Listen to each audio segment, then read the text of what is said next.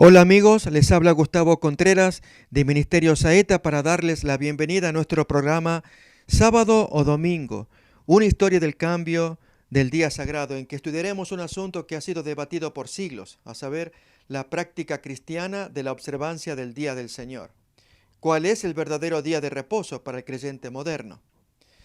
Borroso al comienzo, establecido después, el domingo, que desplazó al sábado como nuevo día de adoración, será examinado a la luz de la mejor información histórica disponible. Así presentamos Sábado o Domingo, una historia del cambio del día sagrado. Historia, cambio, tiempo sagrado, tres conceptos que serán el hilo conductor de toda esta larga serie de estudio. Analizaremos historia, buscaremos razones del cambio y definiremos si es válido sostener hoy la vigencia de un tiempo sagrado semanal. Hoy nuestro séptimo tema de estudio es Jesús defiende su comportamiento sabático. El hecho de que en Juan 5:17 las obras del Padre se identifican con las obras realizadas por Cristo en la tierra indica que no podría referirse a las obras creativas, ya que Jesús en San Juan capítulo 5 no estaba ocupado en obras de creación. ¿Cuáles pues son las obras del Padre que el Hijo identifica como suyas? ¿Son las obras de creación o son obras de otra naturaleza con las que Jesús se identifica? Los siguientes elementos muestran la igualdad y unidad entre las obras del Padre y las del Hijo en los pasajes de, y vamos a leer también, San Juan capítulo 5, versículos 17 al 30. Allí pues, Jesús llama a Dios mi Padre. Esto es el versículo 17. Dice que lo que el Padre hace, el Hijo hace lo mismo. Versículo 19. Se hace igual con Dios. Versículo 18. Declara que como el Padre da vida, también el Hijo da vida. Versículo 21. Porque como el Padre tiene vida en sí mismo, así también el Hijo tiene vida en sí mismo. Versículo 26. Afirma que todos deben honrar al Hijo como honran al Padre. Versículo 23. ¿Cuál es entonces el trabajo hasta ahora del Padre? Hay indicios concluyentes de que la expresión no se refiere a lo creativo, sino a la actividad redentora, salvadora de Dios. Así, vamos a mirar, lo interpretan algunos autores. Es el caso de Bertram en su artículo Ergon, que significa obra, en el Diccionario Teológico del Nuevo Testamento. Allí menciona, la actividad o el obrar de Dios se ve esencialmente en el curso de la historia de Israel y las naciones. Mario Veloso también, en el Compromiso Cristiano, páginas 124 y 125, dice, no se trata de una historia como simple sucesión de hechos humanos, sino de una historia moldeada por la obra salvífica de Dios, por lo cual se convierte en historia de la salvación. En el Evangelio de Juan, estas obras de Dios se identifican repetidamente con el ministerio salvador de Cristo. Jesús dice, por ejemplo, las obras que el Padre me dio para que cumpliese, las mismas obras que yo hago dan testimonio de mí. San Juan 5:36. El propósito de la manifestación de las obras del Padre a través del ministerio de Cristo también se declara explícitamente. Esta es la obra de Dios o el trabajo de Dios, que creáis en el que Él ha enviado. San Juan 6:29. Y nuevamente, si no hago las obras de mi Padre o los trabajos de mi Padre, no me creáis. Mas si las hago, aunque no me creáis a mí, creed a las obras, para que conozcáis y creáis que el Padre está en mí y yo en el Padre. Vamos a ver entonces en algunos versículos de San Juan el enfoque que tiene la palabra obra u obrar y que no tiene relación con obras creativas, sino más bien con obras redentivas o salvadoras. Miramos entonces en San Juan capítulo 10, versículo 37. Si no hago las obras de mi Padre, no me creáis. 38. Mas si las hago, aunque no me creáis a mí, creed a las obras, para que conozcáis y creáis que el Padre está en mí y yo en el Padre. Lo mismo en el capítulo 14, versículo 11. Leemos así: Creedme que yo soy en el Padre y el Padre en mí. De otra manera, creedme por las mismas obras. También en 15:24 leemos: Si yo no hubiese hecho entre ellos obras que ningún otro ha hecho, no tendrían pecado, pero ahora han visto y han aborrecido a mí y a mi Padre. Capítulo 4:34. Estamos mirando la palabra obra o trabajo, y que en el Evangelio de Juan no tiene relación con obras de creación, a fin de que podamos entender qué quiso decir Jesús en San Juan 5:17: Mi Padre hasta ahora obra y yo obro, o mi Padre hasta ahora trabaja y yo trabajo. San Juan capítulo 4:34 leemos: Jesús les dijo: Mi comida es que haga la voluntad del que me envió y que acabe su trabajo o su obra. 7:21 también de San Juan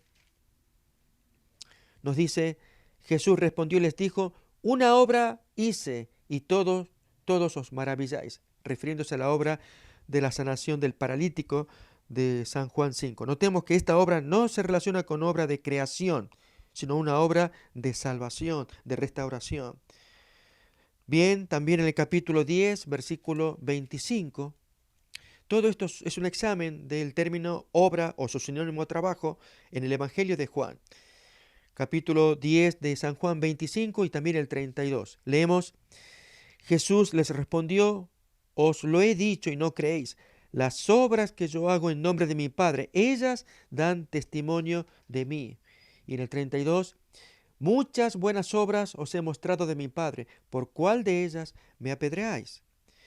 Capítulo 14, versículo 10 también. ¿No creéis que yo soy en el Padre y el Padre en mí? Las palabras que yo os hablo, no las hablo por mi propia cuenta, sino que el Padre que mora en mí, Él hace las obras. También el versículo 12. De cierto os digo que el que en mí cree, las obras que yo hago, Él las hará también, y aún mayores hará, porque yo voy al Padre. Y un versículo más en San Juan, capítulo 17, 4.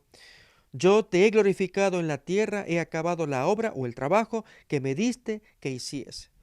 Por lo tanto, si Jesús identifica sus obras con las del Padre, cuando dice: mi Padre hasta ahora trabaja, o mi Padre hasta ahora obra y yo obro, y los judíos se ofendían porque se identificaba con el Padre, y los teólogos modernos entienden que ese obrar tiene que ver con obras creadoras, pero vemos aquí en el Evangelio de Juan que cada vez que se usa la palabra obra o trabajo, no tiene relación con obras creadoras, sino con obras salvadoras.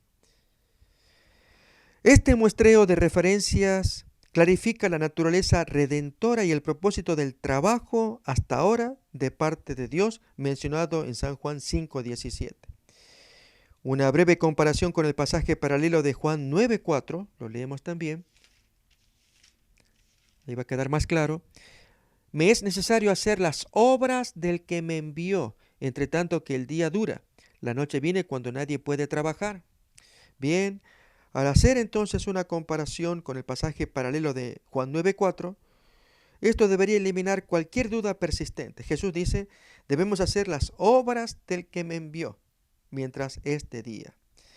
Jesús hace pues las obras del Padre, porque mientras el Padre hasta ahora trabaja, yo trabajo. Y tiene que ver entonces con obras de salvación.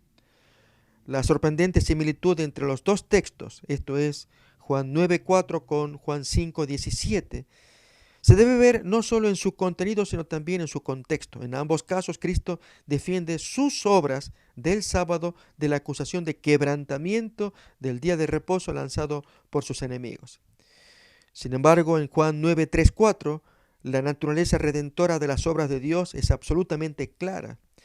No solo se describe al Padre como el que envió al Hijo para hacer sus obras, lo que implica el carácter misionero de la actividad de Cristo, sino que la misma curación del ciego se describe como la manifestación de las obras de Dios. Estas evidencias fuerzan la conclusión de que el trabajar hasta ahora del Padre, según dice San Juan 5:17, no se refiere a una actividad creativa ininterrumpida de parte del Padre que anularía cualquier observancia del sábado, como interpretan aún los padres de la Iglesia y también los autores modernos, sino más bien a las obras de salvación realizadas por el Padre a través del Hijo. Como bien dice el autor Donatien Molat, hablando apropiadamente, no hay más que una obra de Dios, es decir, la misión del Hijo en el mundo. Miremos también cómo lo dicen otros autores. Es el caso de Godet en su comentario sobre el Evangelio de Juan. En la página 463 dice, el descanso en Génesis se refiere al trabajo de Dios en la esfera de la naturaleza, mientras que la cuestión aquí es sobre el trabajo divino por la salvación de la raza humana. Notamos claramente cómo este autor distingue entre el descanso del sábado allí en la creación. Es un descanso al trabajo de Dios en la esfera de la naturaleza, mientras que este trabajo al cual menciona Jesús en San Juan 5:17 tiene que ver, dice acá el autor, es sobre el trabajo divino por la salvación de la raza humana. Otro tanto escribe el autor Bruce en la epístola a los Hebreos, en la página 75, cuando dice, esta respuesta al cargo de que Jesús había quebrantado el sábado, llevando a cabo un acto de sanidad en ese día, tiene esta importancia. Y este autor parafrasea el sentido de San Juan 5:17, mi Padre hasta ahora trabaja y yo trabajo. Dice Bruce, ustedes me acusan de quebrantar el sábado trabajando yo en él. Pero aunque el sábado de Dios comenzó después de que la obra de la creación estuvo terminada y aún continúa, Él continúa trabajando y por lo tanto también lo hago yo. Su reposo aún continúa y puede ser compartido por aquellos que responden a sus propuestas con fe y obediencia. Si nuestra identificación del trabajar hasta ahora del Padre, según Juan 5:17, como la misión salvadora de Cristo, si esa identificación es correcta, conclusión que nos parece ya prácticamente inevitable. Entonces, esas interpretaciones que explican las palabras de Cristo como una referencia al descanso sabático de la creación, que supuestamente Dios nunca lo ha guardado todavía, están completamente injustificadas, ya que la noción de creación no está presente en absoluto en San Juan 5:17. Sin embargo, todavía queda una pregunta, a saber, el hecho de que Cristo defienda sus curaciones sabáticas sobre la base de las actividades salvadoras, no creativas, ininterrumpidas de parte de su Padre, manifestadas a través de él, de Jesús, implica lo que afirma Jewett. Miremos. Allí en su libro The Lord's Day, en la página 86, dice, por su obra redentora Jesús deja de lado el sábado al cumplir su máxima intención divina. Notemos una interpretación totalmente opuesta. Mientras estamos mirando que Jesús sigue la conducta del Padre, la conducta salvadora, mi Padre hasta ahora trabaja salvando y yo trabajo salvando, esto es San Juan 5:17, con ello Jesús se justifica su comportamiento sabático. No obstante, Jewett lo entiende al revés.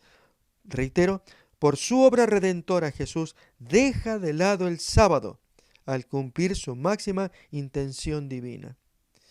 Asumir que a través de sus actos sabáticos Cristo estaba anunciando, aunque de manera velada, el fin de la observancia del sábado, es mantener la misma posición de aquellos judíos que acusaron a Cristo de violar el sábado.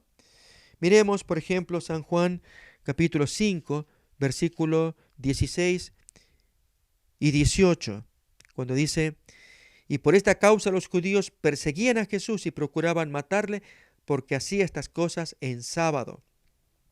Y el 18, por esto los judíos aún más procuraban matarlo, porque no solo quebrantaba el sábado, sino que también decía que Dios era su propio Padre, haciéndose igual a Dios. Recordemos que en la interpretación judía lo que hacía Jesús era quebrantar el sábado. Lógicamente, en la perspectiva judía les estaba quebrantando el sábado rabínico. Esto es al ordenar que en Juan 5 el paralítico lleve el camastro del modo habitual, ¿no? Del modo inhabitual, o de amasar barro en sábado, actividad que estaba prohibida. Por lo tanto, Jesús, según ellos, violaba el sábado. En verdad, sí, violaba el sábado rabínico, pero no el propósito original por el cual Dios había creado el sábado. Había descansado y santificado desde la creación. Lo mismo también miramos en San Juan 9:16, otra acusación que los judíos lanzan contra Jesús por sus actividades sabáticas. Entonces algunos de los fariseos decían, ese hombre no procede de Dios porque no guarda el sábado al haber hecho barro y curado a la persona. Otros decían, ¿cómo puede un hombre pecador hacer estas señales? Y había disensión entre ellos. Notemos que dijimos que asumir que a través de estos actos sabáticos Cristo estaba anunciando, aunque fuera de modo velado, el fin de la observancia del sábado, es justificar a los judíos en la acusación de que Jesús quebrantaba el sábado. Pero esta es la misma acusación que Cristo se niega a admitir constantemente. Este es el punto muy importante. Jesús no eh, presenta allí su defensa para sostener el punto de la acusación de ellos. Al contrario, se presenta la defensa para afirmar que Él no está violando el sábado. Asumir que Cristo, por su misión y declaraciones, derribó el sábado, contradiría la actitud de sumisión a la ley que Él observó constantemente durante su vida. Es imposible demostrar en la vida de Cristo una sola contravención de alguna prescripción legal judaica. Miremos como ejemplo en San Juan capítulo 15, versículo 10, segunda parte, cuando dice, si guardareis mis mandamientos, permaneceréis en mi amor. Y ahora, así como yo he guardado los mandamientos de mi Padre y permanezco en su amor. Aún haber guardado los mandamientos también ceremoniales, es decir, no hubo prescripción que él no guardara. Lo mismo en San Juan 8:46, cuando él hace la pregunta a aquellos acusadores, ¿quién de vosotros me redarguye o me acusa de pecado? Pues si digo la verdad, ¿por qué vosotros no me creéis? Más bien, en los episodios de curación estudiados, notamos cómo Cristo defendió sus actividades redentoras en sábado, sobre la base de las consideraciones humanitarias previstas aún en la legislación rabínica, no solamente en la legislación mosaica del sábado, como aparece en Deuteronomio capítulo 20, desde el versículo 8 en adelante, al legislar el cuarto mandamiento, que debían descansar, según el versículo 10, tanto el hijo, la hija, el criado, la criada, la bestia y el extranjero. O aún en Deuteronomio capítulo 5, también en la versión que allí debía él, el judío observante del sábado, hacer descansar a las criaturas que estaban relacionadas con él. Así que estas consideraciones humanitarias ya estaban previstas en la ley mosaica, es decir, en los 10 mandamientos, pero también aparece en la legislación rabínica del sábado. Antes de considerar en el Evangelio de Juan el argumento teológico de Cristo con el cual él refuta formalmente el cargo de quebrantar el sábado, debe enfatizarse que Jesús, en este caso, es decir, en Juan 5, y en todos los otros casos, no admite haber transgredido el sábado, sino que defiende la legalidad de su acción. Recordemos que, como dice Mario Veloso, de quien leímos varias citas, que una defensa nunca tiene la intención de admitir la acusación, sino por el contrario, de refutarla. Jesús no acepta la acusación de haber violado el sábado que le atribuyen los judíos. Acordémonos que en San Juan 5, 17 y 19 aparece la expresión verbal apecrínato, la expresión griega, que en español tenemos respondió, solo que en la versión griega es muy solemne. 7 veces se usa en el Nuevo Testamento, 2 de las cuales solamente aparecen en Juan en esta porción. En 5:17, y Jesús les respondió, y la mejor forma de traducir sería, les respondió solemnemente. Él hizo frente al cargo de acusación, también el versículo 19.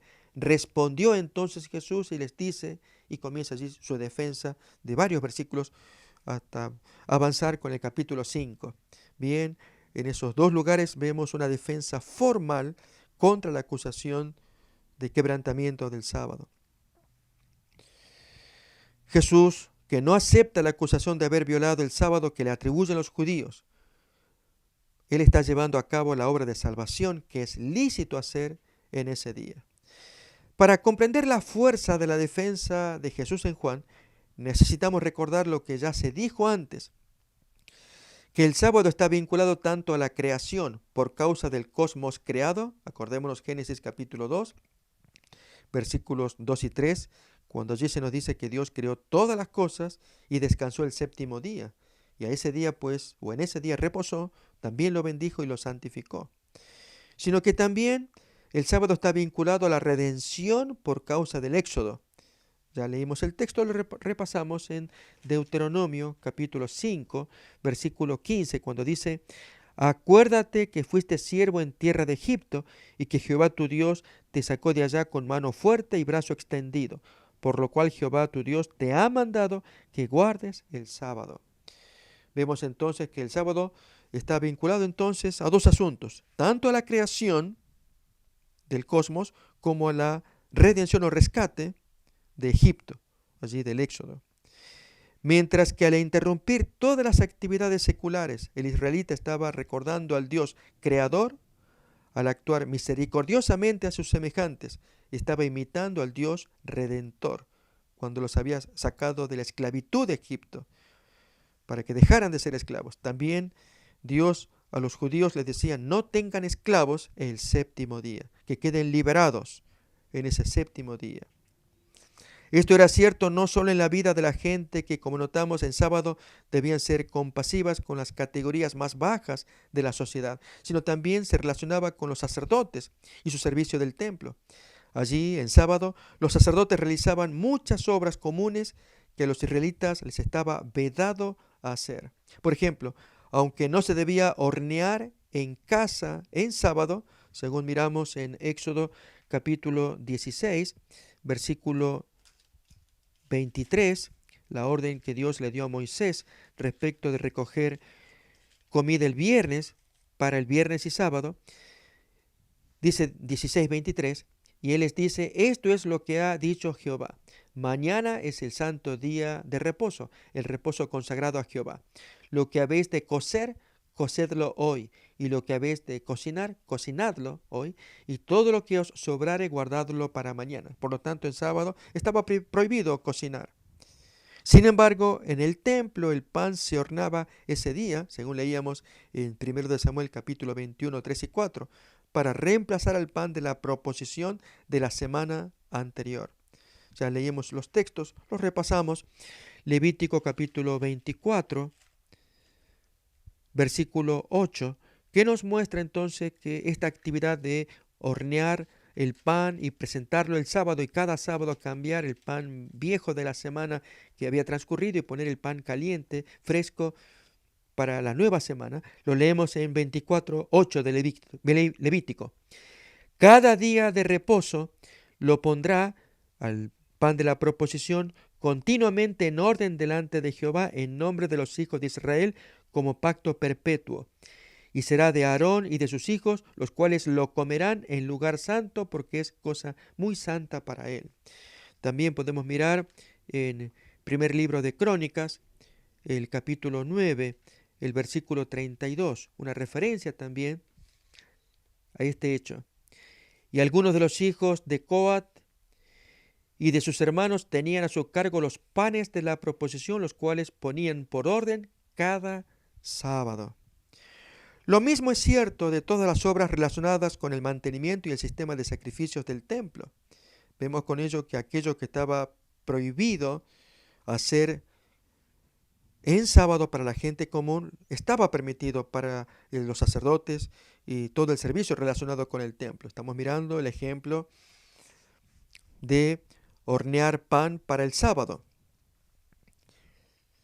Muchas actividades que eran comunes de por sí llegaron a ser actos sagrados en sábado, ya que contribuían a la salvación de la gente.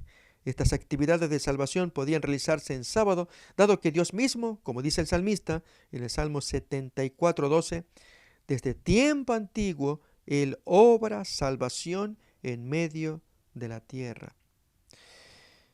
Sobre la base de esta teología admitida por los judíos, una teología del sábado, Cristo defiende la legalidad de sus actos salvíficos en sábado, diciendo: mi Padre hasta ahora trabaja y yo trabajo.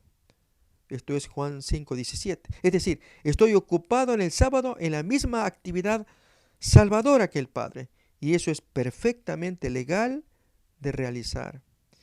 Para evitar malentendidos, Cristo explica la naturaleza de las obras del Padre que el Hijo hace igualmente, según leemos en San Juan 5:19. Esto es, si queremos identificar qué tipo de obras hace el Padre, para que Jesús diga que lo que mi Padre hasta ahora trabaja, yo lo hago también, pues es cuestión de mirar la obra de Jesús para saber cuáles son las obras del Padre. Bien, en 5:19 leemos: de cierto os digo, no puede el Hijo hacer nada por sí mismo, sino lo que ve hacer al Padre, porque todo lo que el Padre hace, también lo hace el Hijo igualmente. Por lo tanto, son obras salvadoras, de liberación, de rescate, de alegría, como la obra de las curaciones sabáticas. Si enumeramos todas ellas, si nos acordamos, la de haber curado al endemoniado en la sinagoga aquel sábado, posteriormente a la suegra de Pedro, también cuando curó al hombre con la mano seca, a la mujer con la espalda encorvada, al hombre con hidropesía, y estas curaciones que cuenta el Evangelio de Juan en el capítulo 5, al hombre inválido, 38 años enfermo, y al hombre ciego de nacimiento. Bien, todas estas obras son las que el Padre hace en sábado, y Jesús se identifica con esas obras, pero no tienen que ver con obras de creación. Estas obras del Padre con las que el Hijo se identifica consisten en resucitar a los muertos, dar vida y llevar a cabo un juicio de salvación. Miremos en 5:21 de San Juan, donde Jesús se expande más sobre aquellas obras que él atribuye al Padre.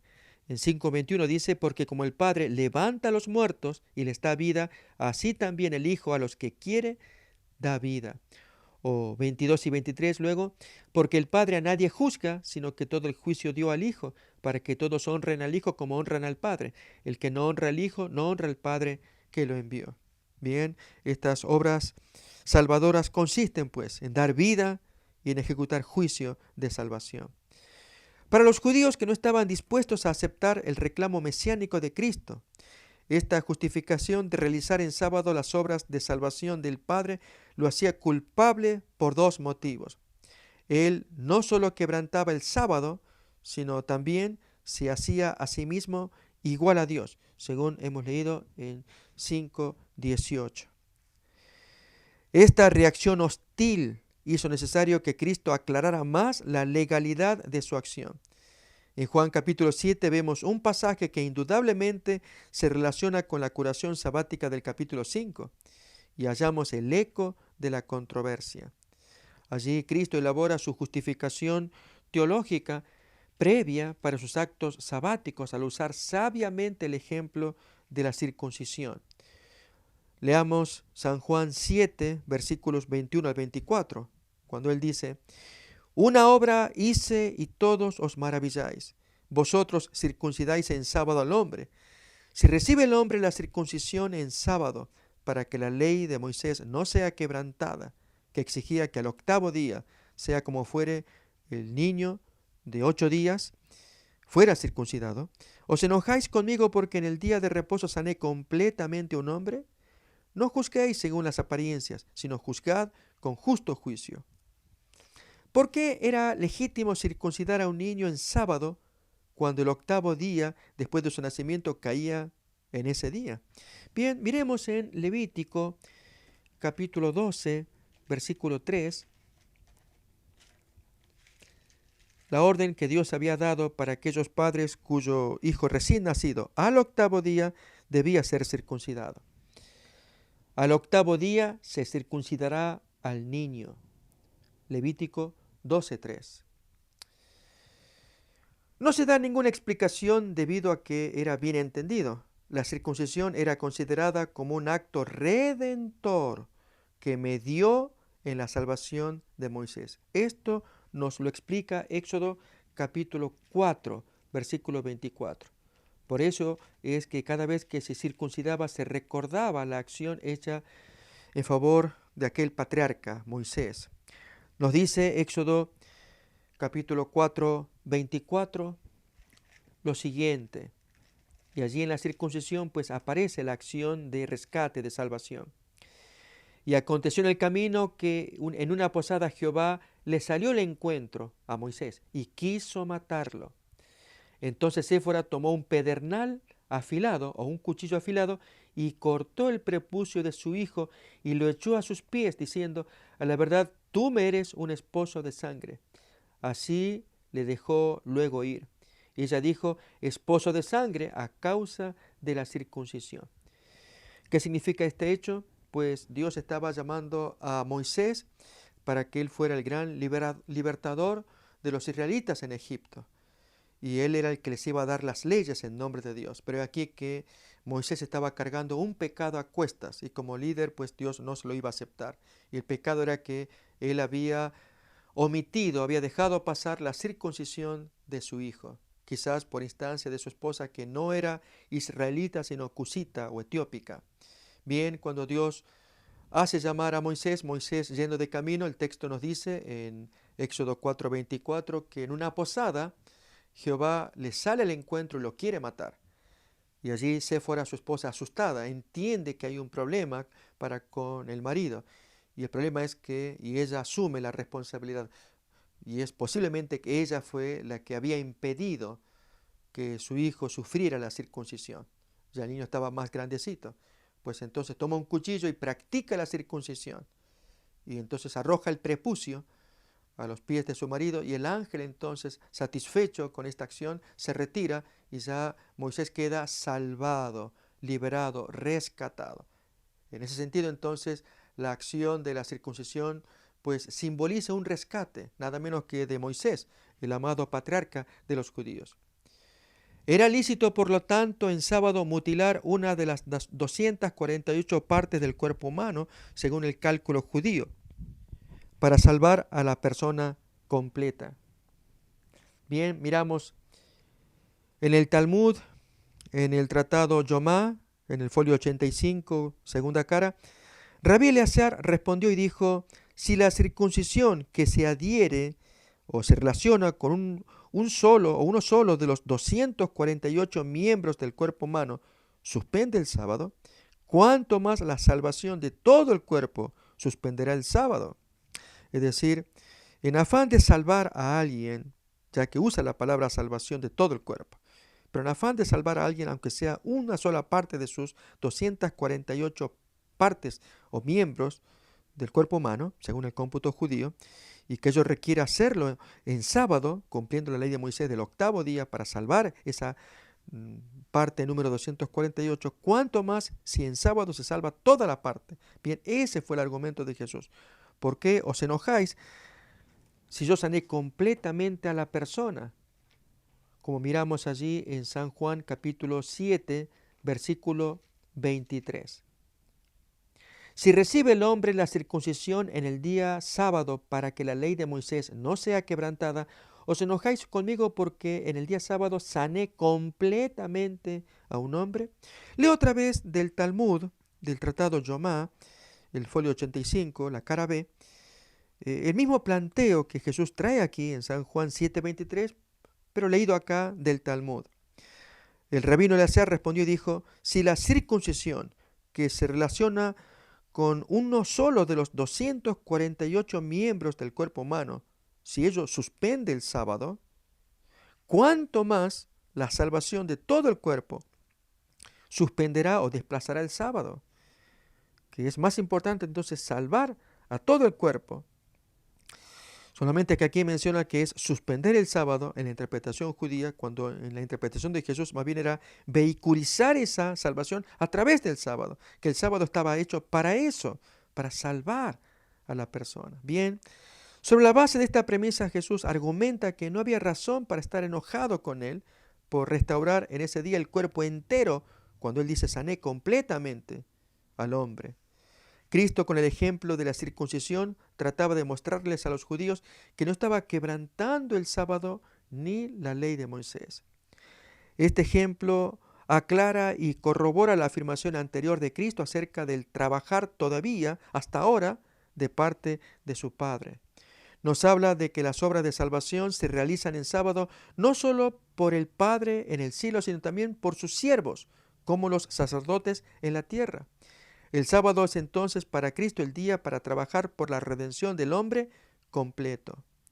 En ambas curaciones, de hecho, relatadas en San Juan, Cristo busca a los hombres sanados más tarde en el mismo día y habiéndolos encontrado también ministra a sus necesidades espirituales. Miremos San Juan 5:14 primeramente.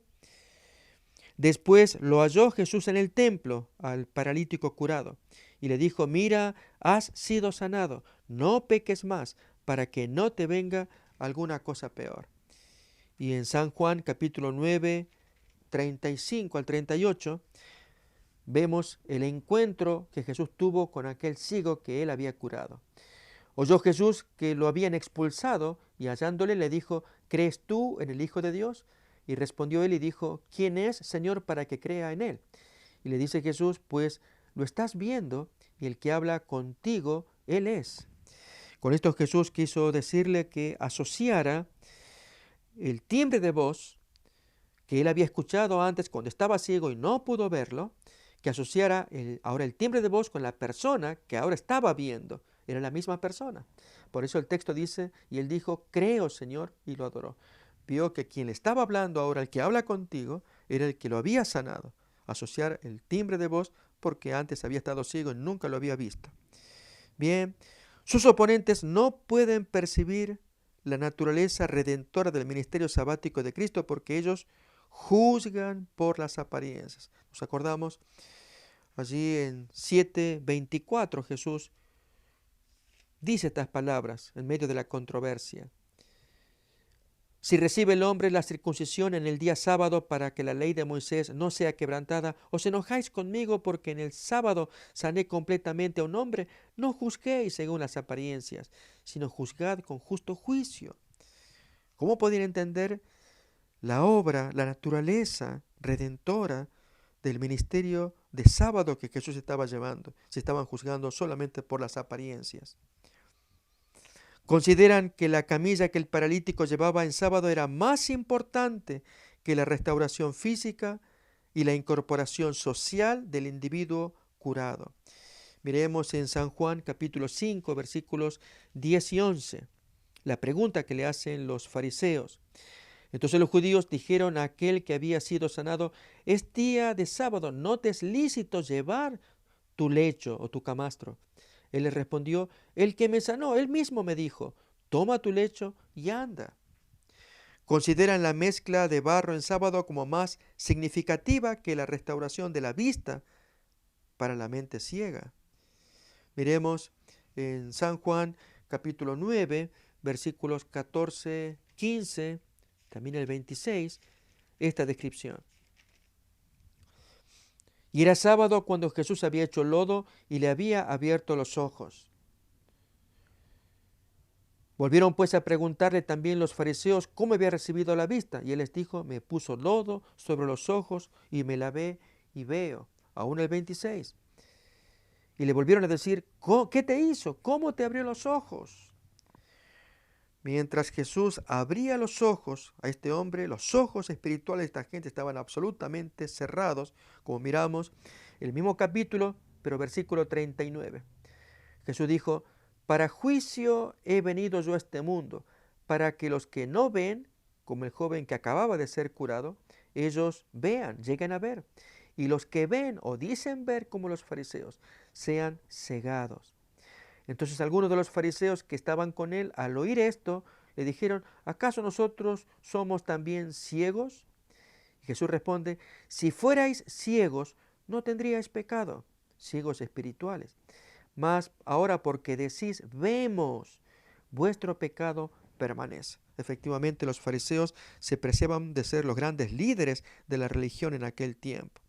y si rechazaban la luz del mundo que estaba frente a ellos, la ceguera de estos fariseos era manifiesta.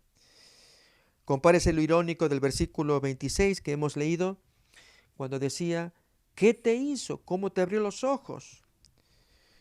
Con estos hombres que al preguntarle al ciego curado, ¿qué te hizo? Sin embargo, frente al hacedor, ellos no querían abrir sus ojos, no querían prestarse para que Jesús les curara de su ceguera. La provocativa infracción de Cristo a las regulaciones rabínicas, como las que se refieren a llevar una camilla o mezclar barro en sábado, se proyectó, por lo tanto, no para invalidar el mandamiento del sábado, sino para restaurar el día a su función positiva. Miremos cómo lo escribe Lagrange en su libro en francés, Evangelio según San Juan. En la página 141 dice, Cristo tuvo cuidado de distinguir entre lo que era contrario y lo que estaba en armonía con el espíritu de la ley. Jesús estaba trabajando como el Padre, y si las acciones del Padre de ninguna manera contradecían el descanso ordenado por la Escritura, entonces las actividades realizadas en el sábado por el Hijo no eran contrarias al espíritu de esa institución.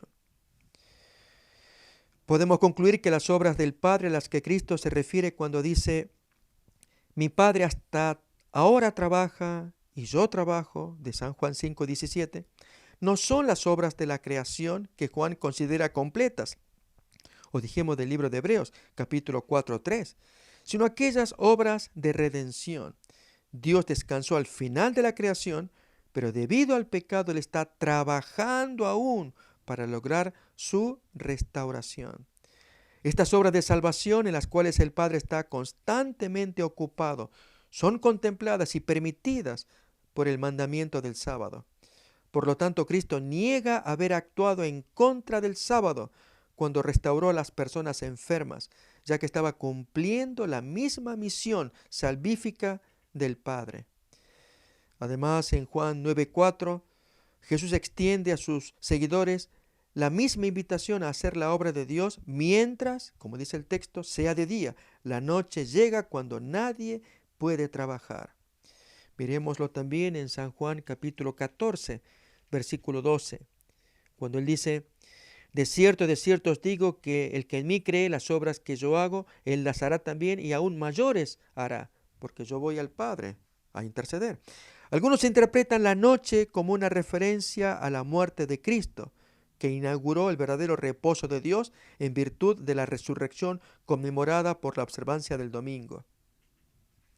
Así ocurre con la Didascalia Apostolorum, un texto siríaco que data del año 230. El capítulo 21 dice así, ayunad entonces el viernes porque en ese día la gente se mató a sí misma crucificando a nuestro Salvador.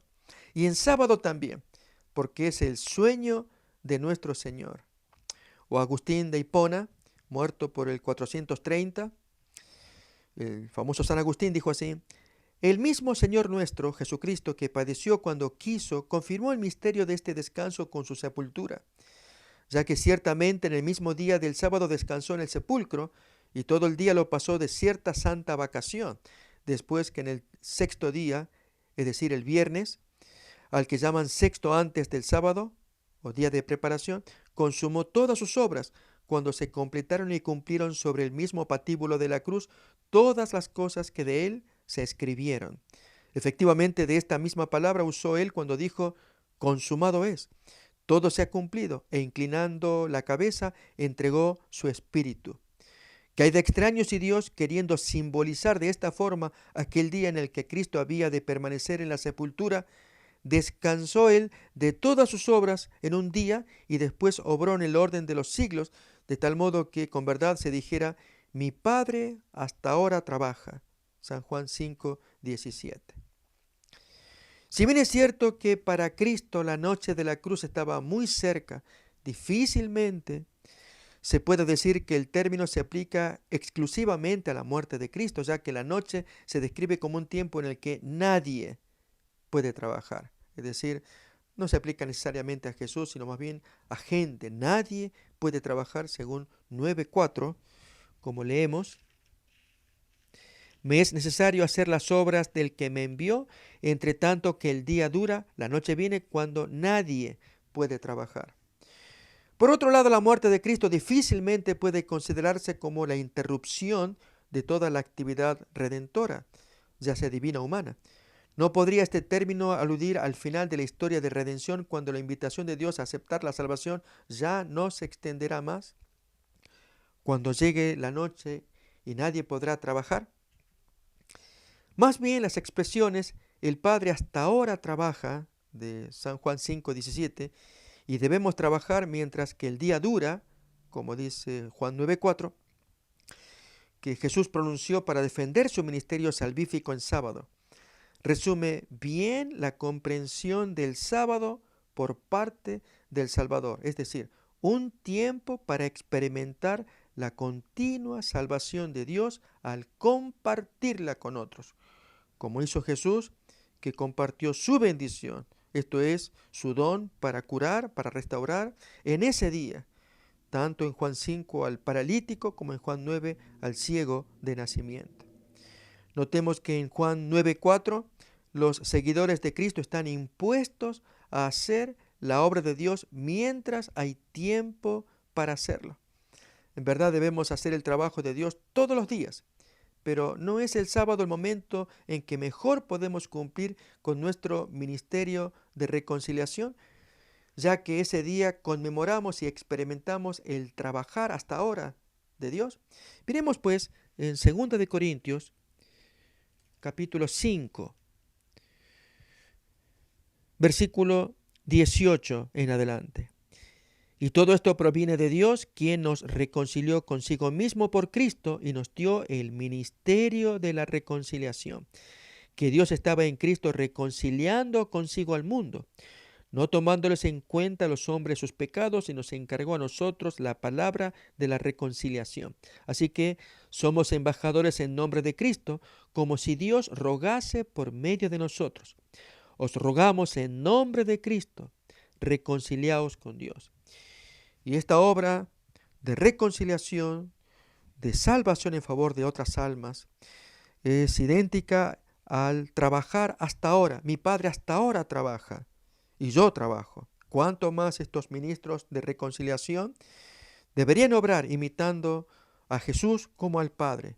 Y qué mejor que el vehículo del sábado para hacerlo, tal como hizo Jesús con sus curaciones, revelando con ello que había un propósito en el sábado, que ya venía revelado en el Antiguo Testamento, tanto en los mandamientos revelados en Éxodo capítulo 20 y Deuteronomio capítulo 5, el mandamiento del sábado, que debía ser un día para dar alivio y descanso a los más desposeídos, a los esclavos, a los forasteros, aún a los animales.